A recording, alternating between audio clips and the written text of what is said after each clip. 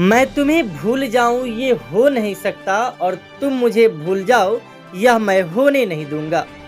धड़कन फिल्म का यह मशहूर डायलॉग वैशाली के लालगंज में घटित एक घटना पर बिल्कुल सटीक बैठ रहा है। गोली मारकर अंकिता शर्मा की हत्या के मामले का जब पुलिस ने खुलासा किया तो कुछ ऐसी ही कहानी सामने आई है। पुलिस ने हत्या के आरोप में जिस युवक को गिरफ्तार किया है वह अंकिता का ही पड़ोसी है और कई सालों से अंकिता से प्रेम करता था। पुलिस को दिए गए बयान में उसने बताया कि पिछले कुछ समय से अंकिता उसे लगातार इग्नोर कर रही थी। इतना ही नहीं, अंकिता ने उसका नंबर भी ब्लॉक कर दिया था, जिससे प्रशांत काफी नाराज था और यही पूछने के लिए वह घटना वाले दिन अंकिता से मिलने गया था।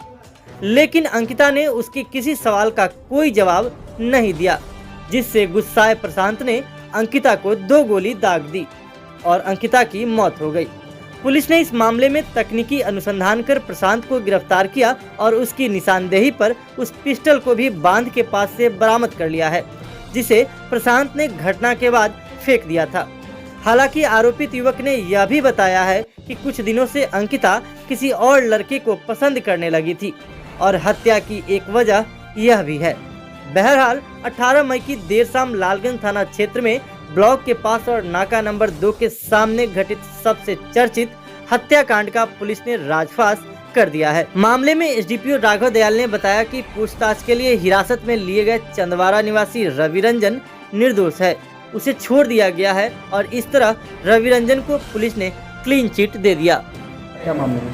दिनांक 18/5/22 को लालगंज थाना क्षेत्र से ब्लॉक रोड में एक अंकिता शर्मा नाम की लड़की का हत्या का मामला प्रतिवेदित हुआ था।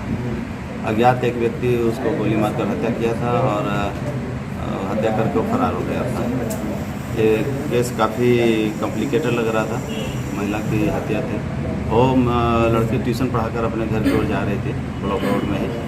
उनका घर कुछ ही दूरी पर बरबन्ना में, लालगंज थाना क्षेत्र में ही, बरबन्ना बाजार के पास में ही बरबन्ना गाँव है, वहीं उनका घर था। घर जाने के क्रम में ही ये लड़का उनको गोली मारा और फरार हो गया था।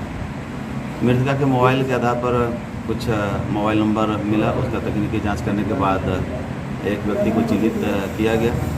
इसमें लालगंज थाना प्रभारी और वैशाली जिला के जिला अनुसंधान इकाई स्पेशल टीम काफ़ी मेहनत की और उसी में नंबर के आधार पर जब तकनीकी जांच किया गया तो उस नंबर का लोकेशन घटना के समय घटनास्थल पर पाया गया। उसके आधार पर उस लड़का को, प्रशांत नाम का लड़का था, बरबन्ना गांव का ही रहने वाला था, जो मृतका के गांव है उसी गांव का ये भी लड़का रहने वाला था। और इनको पुलिस अभिरक्षा में लेकर जब पूछताछ किया गया तो इन्होंने सारे घटना को स्वीकार किया और बताया कि इनका लव अफेयर से वहाँ पर पहले से चल रहा था।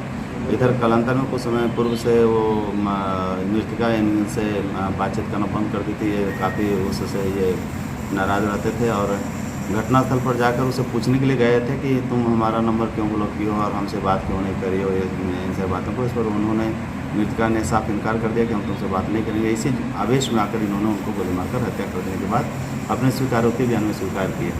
बताया कि पैदल ही आए थे घटनास्थल के पास और वो जब ट्यूशन पढ़ाने गए थे बैठ कर इंतजार कर रहे थे। जैसे ट्यूशन पढ़ा के आए उसके बाद ये उनसे पूछने के लिए गए तो स्थानीय लोगों द्वारा भी बताया गया था कि एक व्यक्ति उस लड़की को हत्या करने का पूर्व वकजक कर रहा था। उसकी भी पुष्टि हो गई और ये हत्या करने के बाद पैदल ही अतौलापुर की तरफ भागे और एक तालाब में अपना पिस्टल फेंक दिए थे। फेंक करके फिर पुनः अपने गांव चले गए। मृतका के घर के पास ही जाकर के अपने गांव में इत्मीनान से रह रहे थे।